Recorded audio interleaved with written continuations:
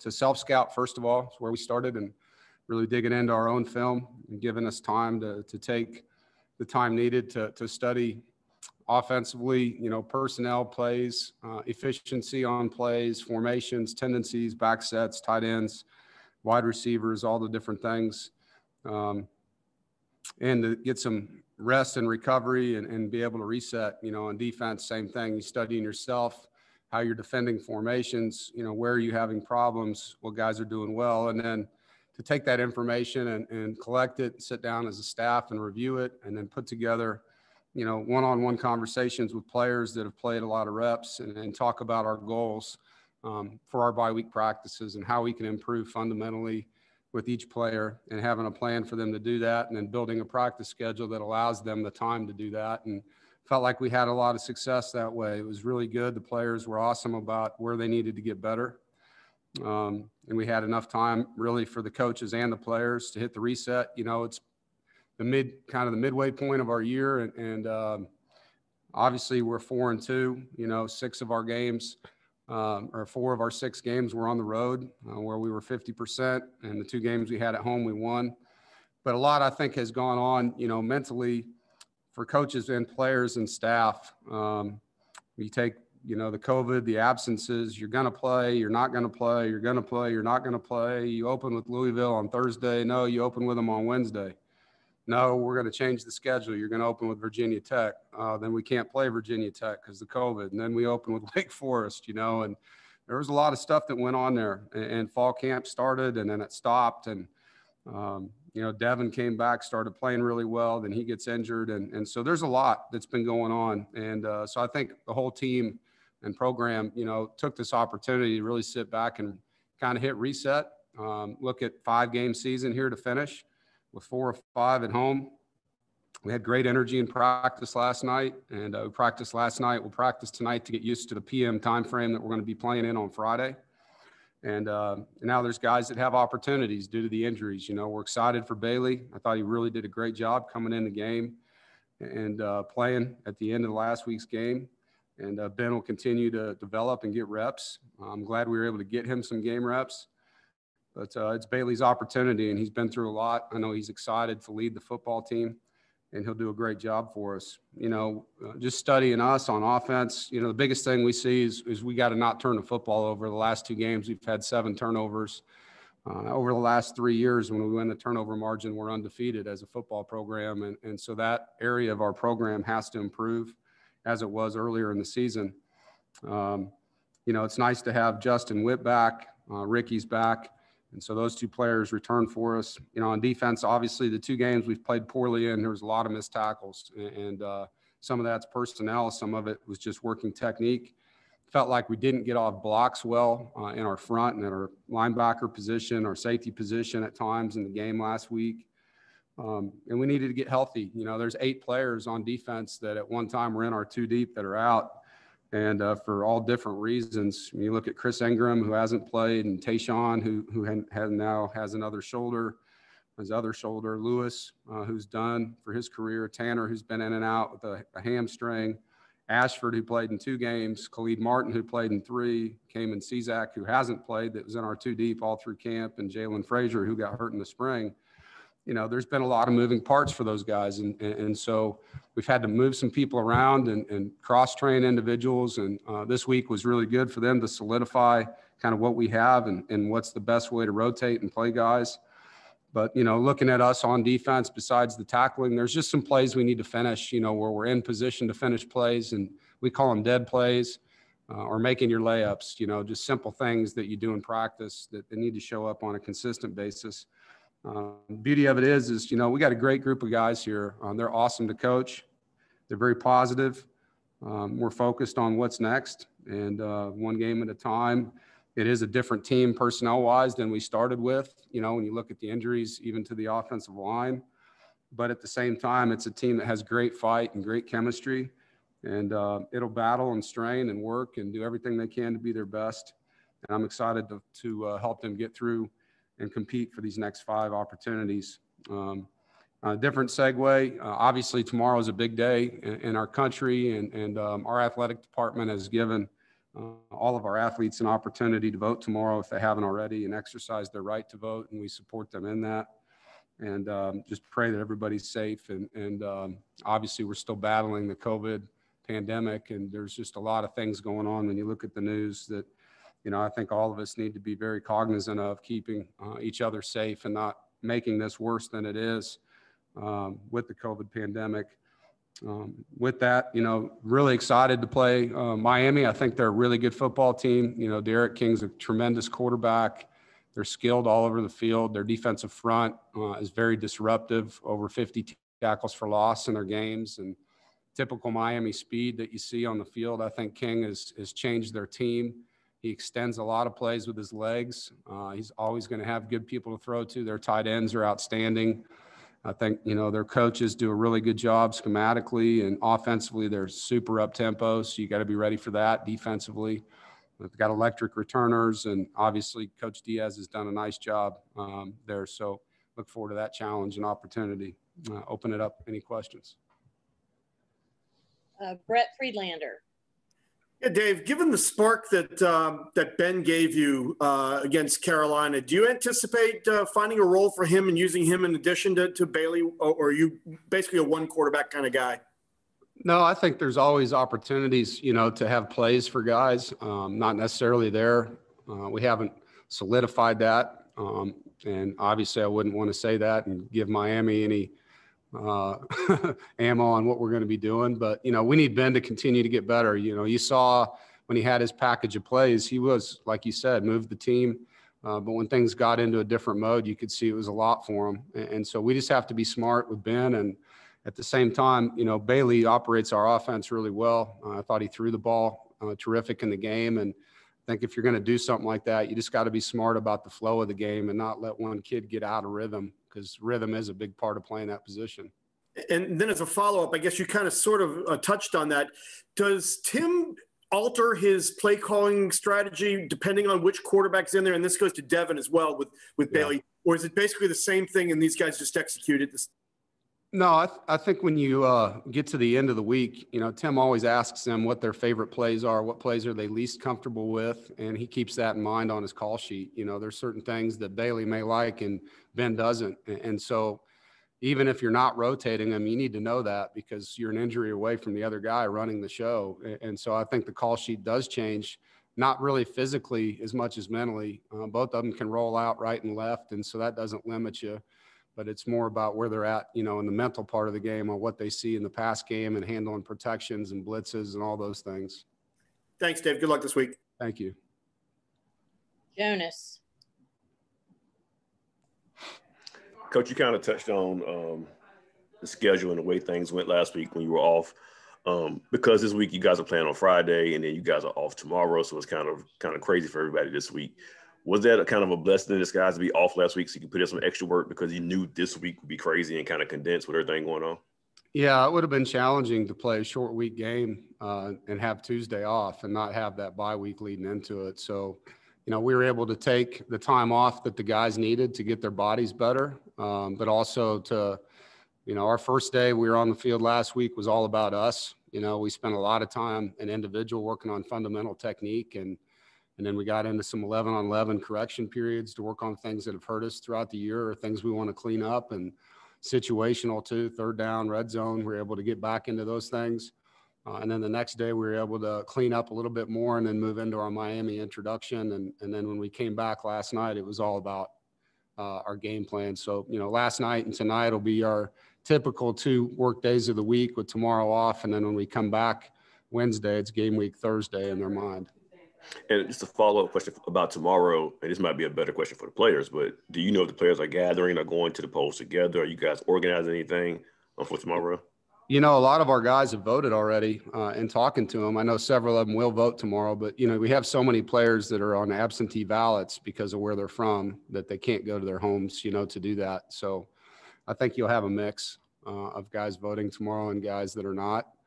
But there are several players that are doing community service, I know, tomorrow to help out in the community as well. So, we've turned it into a day of not just voting, but some of the guys wanted to get out in the community and help out. Appreciate it, Coach. Andrew. Yeah, I wanted to follow up on the voting question. I know you guys have had your voting initiatives in NC State athletics. What, in your mind, is the importance of voting and of young people understanding that? And what have you said to the team about that? You know, I didn't have to say much. You know, Pack United led that charge on campus, and our SAC student athletes were very involved in that. I know Isaiah Moore and Grant Gibson behind the scenes were talking to their teammates about the importance of it. You know, from my standpoint, it's kind of hard to complain about things publicly if you're not a part of the process of electing the official making those choices. And so I think it's just a chance to have buy-in on what you stand for and to learn about the issues that all the different parties represent and, you know, put your name on it. You know, I think that's the biggest thing for these young people to understand, that they do have a big piece of this, and there's so much that affects all of us, you know, for them to be involved in that process. It's important for them. Corey Smith. Dave, you mentioned earlier that Justin Witt returning against UNC, didn't see him on the depth chart. I didn't know if there was any status update for him going into this game or not. Yeah, that's an error on my part. Sorry about that. Yeah, he will play in this game. You know, last week he was able to return to practice like Wednesday and had been out a long time. So he only played about 12 snaps in that game. It was more about getting him back in football conditioning. But because Tyrone was out, Derek Eason was out, Tim McKay was out. So our three backup tackles we normally have, and we've had to move Icky back to tackle because of that. When Tyrone went down, you know, it was great to have Justin available, and was proud of him and excited for him, you know, to be back and be able to help us, because I know it's been a long road. He's dealt with a lot of different things injury-wise, so he is in the two deep there. Okay, and another question completely different from that. Manny Diaz obviously has a little bit of history with NC State. You know, you at this point haven't faced him as the head coach at Miami. You know, what do you know about his history at NC State, and you know, what have you seen from his defense and that type of philosophy that he brings as head coach as well? Yeah, I've known Manny a long time. We recruited the same areas in Florida when I was at Wisconsin, got to know him as a coach, and have always respected him, gotten to know his wife. I think they're really good people. I know they love Raleigh. Has a lot of great things to say about his time here. You know, as far as a defensive coach, he's always been very aggressive. Did coach against him in a bowl game when he was at Mississippi State. So, you know, there's a lot of blitzes, defensive line, very aggressive, you know, a mix of man coverage and what we call cover six and man free. But, you know, it's what you would think you'd get from a Miami well-coached defense. They're aggressive. They run to the football, you know, they pressure a lot, and they've got good defensive linemen. Thank you. Yep. David, what you got? Hey, Coach. First, just want to introduce myself. My name's David Thompson, which I know fits. How are you? I'm doing good. It's my first day here with USA Today Network. I was just curious. There's some reports for Miami that they've had several players now test positive for COVID. I know there's nothing you personally can do about it, but do you have concerns when a team like that is traveling to play your team? You know, I think the protocol is in place where we're testing 3 days a week, and particularly testing on Friday before they leave, protect us in that. So I don't know, going into our 7th game now, I don't feel, you know, nervous. It's something you deal with every week, and we deal with it here. I think we're all under the system of trusting our healthcare and knowing that the tests that are in place protect us all, and not just players, staff. You know, I mean, we're all in this thing together. Casey Hintz. You're a big proponent of high school football and playing on Friday nights. Obviously, you've got more on your plate with Miami this Friday, but is that kind of, are you more at ease with the circumstance here in North Carolina that it's not taken away from the prep scene this season? Yeah, absolutely. You know, I know that was something in my 2nd or 3rd year, we had to play UNC on a Friday night, and the North Carolina High School Coaches Association was very unhappy about that for the reasons you mentioned. And I don't think any of us prefer that. You know, obviously the television contract we're in demands that for the volume of games that we need and the TV. If you ask a college coach, Saturdays are meant for college football and Fridays are meant for high school football. But as you know, that's not always something that we have control over. Thank you. Jonas. Coach, I saw the video, the locker room video after the Carolina game. You kind of told your team, "Hey, we're 4-2. We're at our bye week. We've got a whole season in front of us. We can still have a really great season." The team that's still kind of young and success is kind of new to them. How do you spread the message of not turning this one loss into a second loss or a third loss, so we can still have a really good year moving forward? You know, we've talked about day-by-day improvement for the year. You know, a loss is always going to count on your record, but what can you learn from it to prevent it from happening again the same way? And that's kind of been the focus. We're not going to go in there and make it the end of the world. We're going to talk about the things we didn't do well. We're going to talk about ways we can be better. And then we're going to put a plan in place. And, you know, it's not the players' fault. It's all of our faults. When we don't play well, you know, we're the coaches of those players, and we have to own what happened on the field just like they do. So it's a collective effort to improve. You know, nobody likes losing, particularly when you lose to a rival. But, you know, I think the most important thing in defeat is how you respond. And I think that's something that this football team takes a lot of pride in. You know, we've handled a lot of adversity this year, and this team stuck together through all of it. And I don't expect it to be any different moving forward. Rob McClam.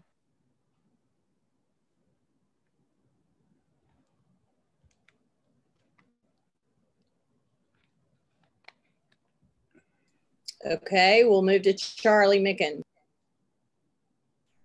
Good afternoon, Dave. Hey, Charlie. A little bit on the same from just now. You have 4 or 5 games coming up at home. You don't have to, that means you don't have to travel as much, probably not beat up as much and everything. So talk about the tremendous opportunity you have for your team with 4 or 5 games coming up at home now. Yeah, well, you know, you have a chance to, one, be in a routine, sleep in your own bed, sleep in your own team hotel, and play in your own stadium, your own locker room, just all those things that go with it. Not get home, you know, like we did after Virginia Tech at 4 a.m.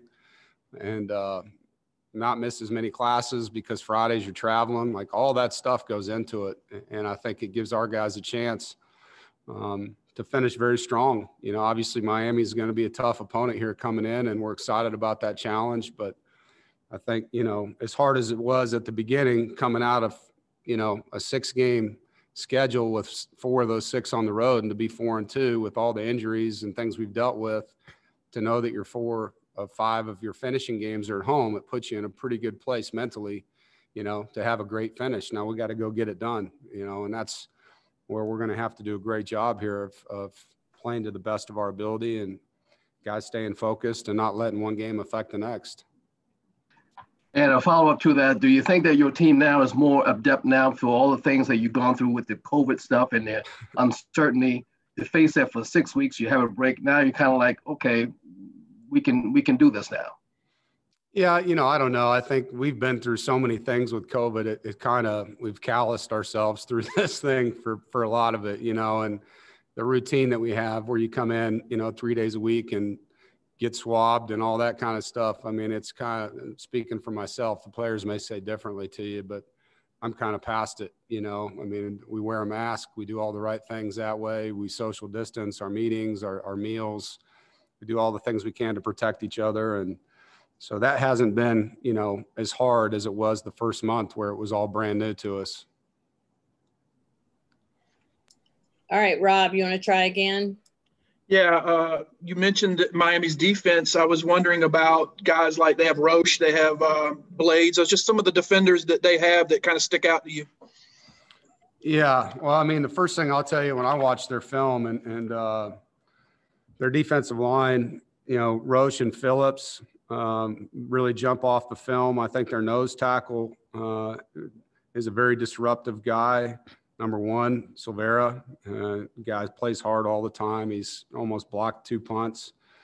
I think both their safeties, Bolden and Carter, are big. They're hitters. They're tough guys. You know, they are going to play press. They are going to play press bail coverage. And like I said at the beginning, they're what you think you would see from a Miami secondary. They're aggressive. They're good man-to-man. But it's good personnel. I mean, there's a reason they're 5-1 and they're ranked 3rd in the conference in scoring defense. You know, it's not just because they're doing good things schematically. They've got good players. And, you know, when you have 51 tackles for loss in 6 games, that's disruptive on the D-line. They're doing some good things there in their front. Does anybody have anything else? All right, Coach, thank you.